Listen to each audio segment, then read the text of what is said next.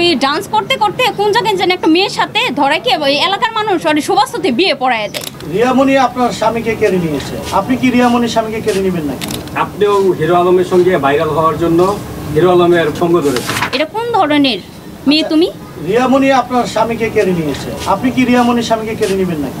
না না, ওর তাহলে তো ওর আমার মধ্যে পার্থক্য মানে সেম আমরা হয়ে গেলাম না। অনেকেই বলছে যে আপনিও হিরো আলমের সঙ্গে ভাইরাল হওয়ার জন্য হিরো আলমের সঙ্গ ধরেছেন। আমার ভাইরাল হওয়ার কোনো দরকার নেই, আমি সত্যটাই জানানোর চেষ্টা করতেছি।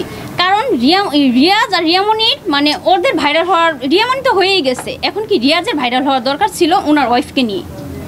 যেহেতু হইতে পারে নাই, পেজটা হারাইলো, মিথ্যা অপবাদ দিল, আমি আর ভাইয়া বলে ওনার পেজ খেয়ে দিচ্ছি, উনি এই কথা বলছে। সেই কাজও করেন নাকি? না, প্রমাণ দেখাইতে বলেন, প্রমাণ দেখাক।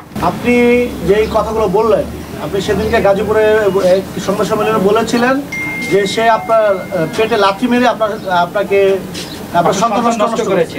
না না, আমি এটা বলিনি, আমি বলছি দেখেন সে আমার বাচ্চা নষ্ট করছে, সে তার সাথে ভিডিও বানাইতে গেছি, ভিডিও আমি তো এই ক্যাটাগরি। সে যে বলে 500 টাকার কারণে আমি ডান্স করি, আমি এই করলাম, আমি এই ধরনের মেয়ে না। আর আমি এই ডান্সের জগৎ আমি কোনো সময় আসিনি, সে আমাকে নিয়ে আসছে।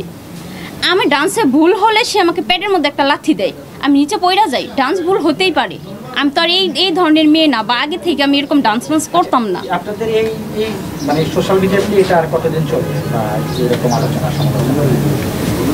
এইটা যতদিন চলবে, সে যদি আমার নামে মিথ্যা রাখতে চান না, আমরা রাখতে তো চাই নাই, আমরা তো রাখতে চাই না।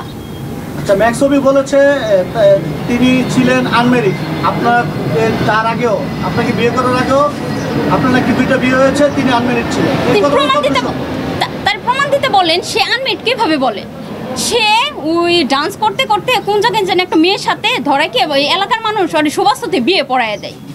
যদি একটা মেয়ের ভাত কাপড় না দেয়, মেয়ে থাকবো, ওরে লাথি মেয়েরা ওই মেয়ে চলে গেছে। চলে যাওয়ার পরে সুবাস্ততে জব করে, জব করার পরে ওই জায়গায় একটা মেয়ে বোরকা বিক্রি করে, সুবাস্ততে গেলেই জানতে পারবেন মেয়েটা এখনও কান্না করে। ওই মেয়ের সাথে শারীরিক সম্পর্ক করে, মেয়েটার পেটে বাচ্চা ছিল, মেয়েটার বিয়ে করে নাই। যখন মেয়েটার না বিয়ে করে, তখন সে মেয়েটার ওই দুলা ভাই, বড় ভাইটাই সবাই মিলে ওর ইচ্ছা মতো মারে। মারার পরে কি করে, জিটি করে, ওই রাতারাতি ওইখান থেকে চলে আসে গাজীপুর আইসা থাকে। তোর তো কিছু করে খাইতে হইব, ওর তার কোনো কিছু নাই। ওই ছোটোখাটো একটা চ্যানেল খোলার পরে আস্তে ধীরে আমার সাথে 3টা ভিডিও করার পর 2 মাসের মধ্যে আমরা বিয়ে করি। ওরা সব কিছুই তো আমি জানি। আর সে যে বলে সে আমার 3 নাম্বার হাজবেন্ড, তার প্রমাণ দিতে বলেন, প্রমাণ ছাড়া তো এই জায়গায় কোনো কথা হবে না।